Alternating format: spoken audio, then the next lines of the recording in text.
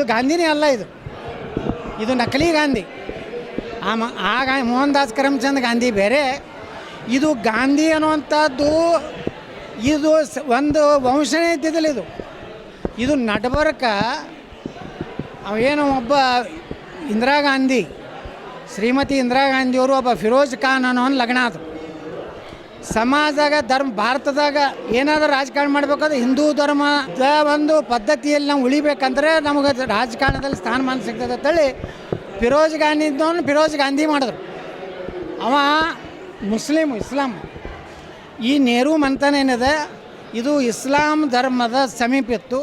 ಮುಂದೆ ರಾಜೀವ್ ಗಾಂಧಿ ಏನು ಮಾಡೋದು ಅದನ್ನು ಕ್ರಿಶ್ಚಿಯನ್ ಧರ್ಮದ ಕಡೆ ಹೊಳಿಸದ. ಹೀಗಾಗಿ ಈ ದೇಶದಲ್ಲಿ ಇದು ಅನೇಕ ಸಂಕೀರ್ಣಗಳನ್ನು ಹೊಂದಿದಂಥ ಇವತ್ತಿನ ಆಧುನಿಕ ನಮ್ಮ ಕೃಷಿ ಕ್ಷೇತ್ರದಲ್ಲಿ ಹೇಳ್ತಾರೆ ಹೈಬ್ರಿಡ್ ತಳಿ ಇದ್ದಂಥ ಒಂದು ಕುಟುಂಬ.